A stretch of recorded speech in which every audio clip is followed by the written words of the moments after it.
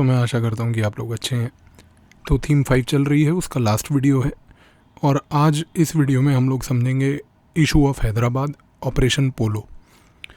तो दोस्तों, हैदराबाद एक तरीके से औरंगज़ेब की डेथ के बाद बनता है और मॉडर्न टाइम्स में जब हम देखते हैं तो मुग़ल एम्पायर जब क्रम्बल करना शुरू करता है तो एक तरीके से कहीं ना कहीं हैदराबाद का मॉडर्न स्टेट जो डेक्कन में है वो क्रिएट होता है।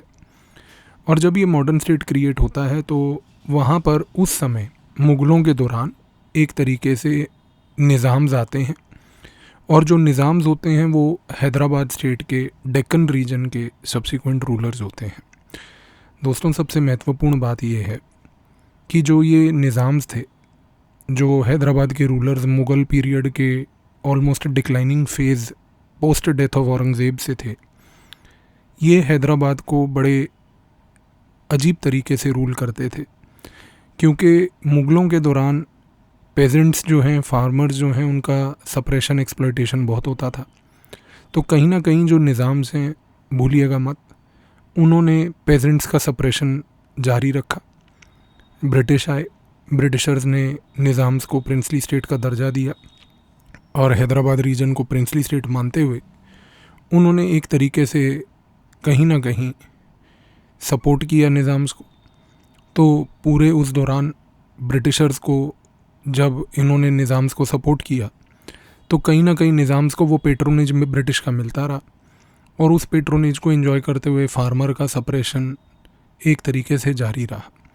निज़ाम्स ने अपनी तिजोरी को अच्छे से भरा, हैदराबाद को डेवलप ज़रूर किया, पर उस तरीके से लोगों को सपोर्ट नहीं किया जिस तरीके से एक निज़ाम से या एक प्रिंसली स्टेट के रूलर से उम्मीद थी।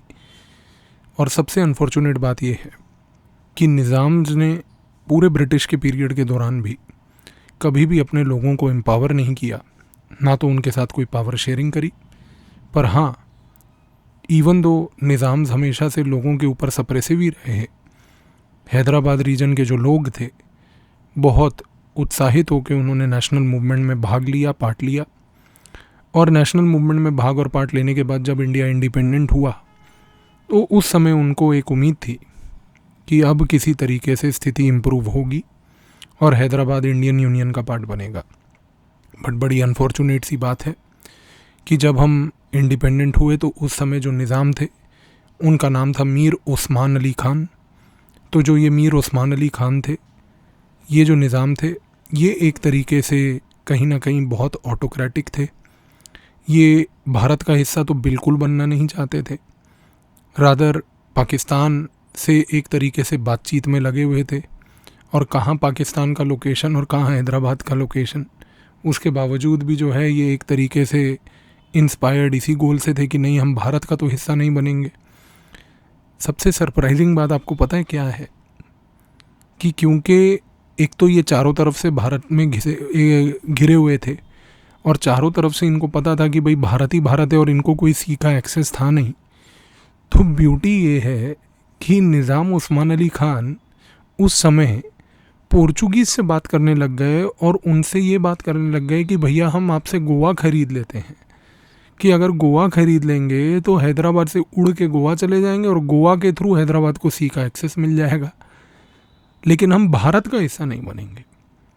भारत की जो स्ट्रैटेजी थी, हम लोगों ने उनको ये बात बोली कि देखिए, लोगों को अराजकता पे मजबूर मत कीजिए, don't push people in the realm of anarchy, respect what your people are saying and if they want that Hyderabad should be a part of India, do that।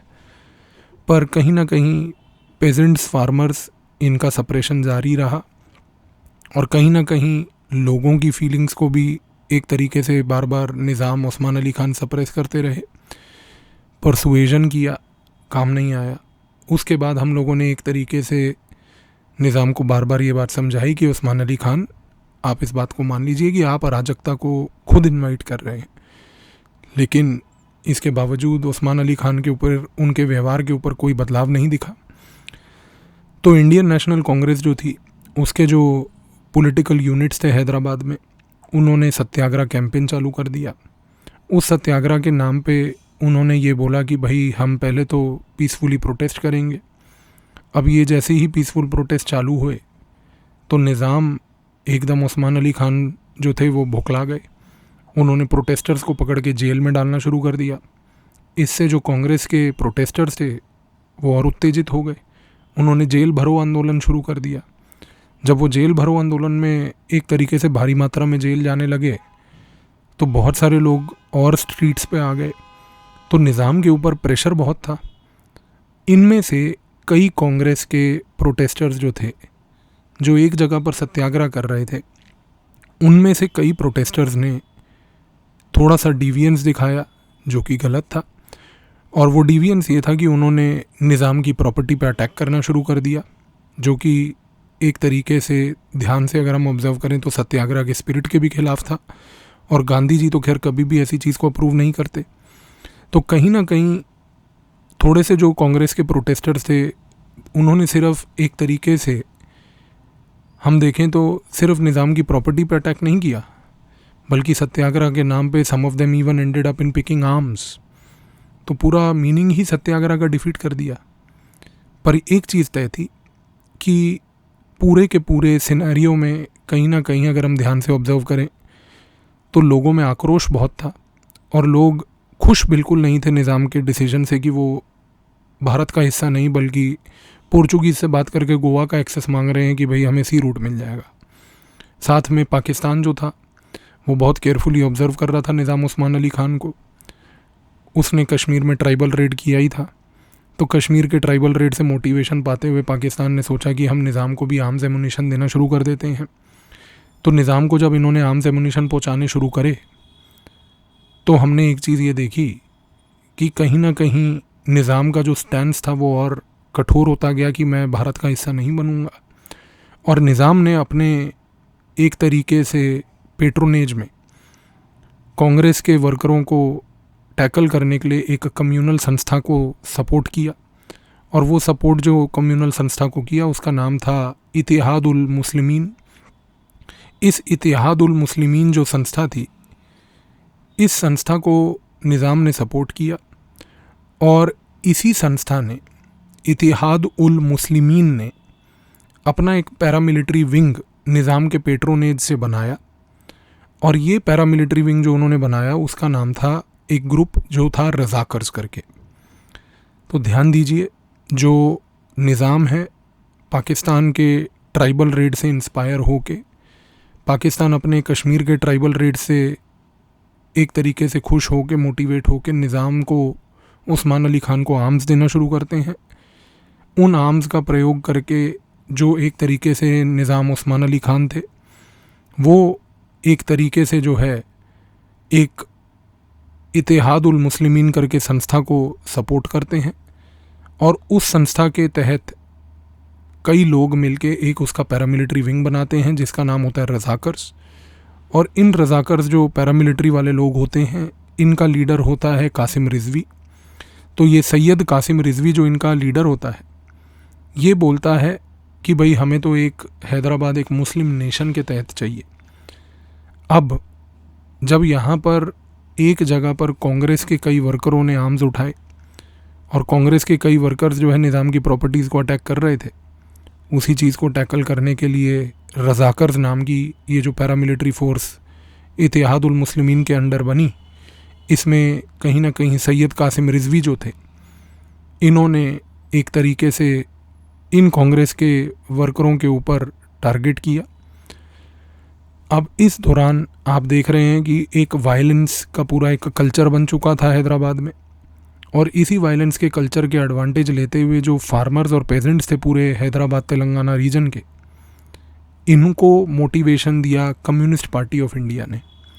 Communist party of India CPI ने इन लोगों को बोला, जो farmers और pageants थे, कि आपके पूरे सप्रेशन और आपके एक्सप्लॉयटेशन में निज़ाम का बहुत बड़ा हाथ है।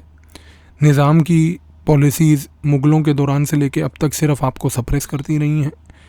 तो कहीं ना कहीं कम्युनिस्ट पार्टी ऑफ इंडिया ने ये सोचा कि अगर सैयद कासिम रिजवी के रज़ाकर्स के तहत वायलेंस हो रहा है कांग्रेस के वर्करों के ऊपर, कांग्रेस के वर्करों के तहत अगर वायलेंस हो रहा है एक तरीके से निज़ाम की प्रॉपर्टीज़ के ऊपर, तो इस वायलेंस का हमें भी एडवांटेज लेना है। और कम्युनिस्ट पार्टी ऑफ इंडिया ने फार्मर्स को और पेजेंट्स को मोबिलाइज करके एक तरीके से एक वायलेंट रेवोल्यूशन की स्थापना करी, और उन्होंने पेजेंट्स को मोबिलाइज करके बोला कि भाई आप भी जो है निज़ाम के ख़िलाफ़ एक लड़ाई शुरू कीजिए, क्योंकि निज़ाम आपको सप्रेस कर रहा था। निज़ाम ने एक पूरा आर्किटेक्चर बना रखा था जिसके तहत रेवेन्यू एक्सप्लॉयटर्स जो निज़ाम को पैसा देते थे वो आपको सप्रेस कर रहे थे। तो यहाँ पर आप ध्यान से ऑब्ज़र्व कीजिए कि हैदराबाद की स्थिति ऐसी थी कि एक जगह पर पेजेंट्स एंड फार्मर्स जो सोसाइटी के थे वो निज़ाम से लड़ रहे थे, एक जगह कांग्रेस और कांग्रेस के वर्कर थे जो पीसफुली सत्याग्रह भी कर रहे थे, और कहीं यहाँ पर थोड़े बहुत वायलेंट लोग थे जो सैबोटाज कर रहे थे निज़ाम की प्रॉपर्टी को अटैक करके, और तीसरी जगह पर निज़ाम खुद नहीं इन्वॉल्व थे बट उनके ही सपोर्टेड इत्तेहादुल मुस्लिमीन के तहत सैयद कासिम रिजवी जैसी सपोर्टेड संस्था रज़ाकर्स की एक पैरामिलिट्री विंग बनाकर कहीं ना कहीं निज़ाम के जो एनिमीज़ थे, जो कांग्रेस थी एक जगह और फार्मर्स और पेजेंट्स थे कम्युनिस्ट पार्टी वाले, उनको अपोज कर रहे थे। तो अगर हम ध्यान से ऑब्ज़र्व करें तो कहीं ना कहीं एक वायलेंस चल रहा था पूरा। इस वायलेंस में अगर हम ध्यान से देखें तो भारत सरकार ने बार बार यही बात बोली कि देखिए निज़ाम, हमने उस्मान अली खान को ये बहुत बोली कि आप जो पीसफुल सत्याग्रह लोग कर रहे हैं, जिनको आप बार बार जेल में डाल रहे हैं, उनको टॉर्चर कर रहे हैं, ये चीज़ गलत है, इसको बंद कर दीजिए। और हम आपको वार्निंग दे रहे हैं कि अगर आपने ये नहीं किया तो मजबूरन हमें जो है एक्शन लेना पड़ेगा। गवर्नमेंट ऑफ इंडिया ने बार बार निज़ाम को ये वार्निंग दी कि ये जो रज़ाकर्स बना के, इत्तेहादुल मुस्लिमीन बना के, सैयद कासिम रिजवी को आप सपोर्ट करके पाकिस्तान से वेपन्स लेके जो पीसफुल प्रोटेस्टर्स हैं, पीसफुल सत्याग्रहीज हैं, उनका अगर आपने सप्रेशन ना रोका तो मजबूरन हमें कुछ कठोर कदम उठाने पड़ेंगे। लेकिन उस्मान अली खान जो थे बिल्कुल भारत सरकार की किसी भी बात को सुनने के लिए रेडी नहीं थे।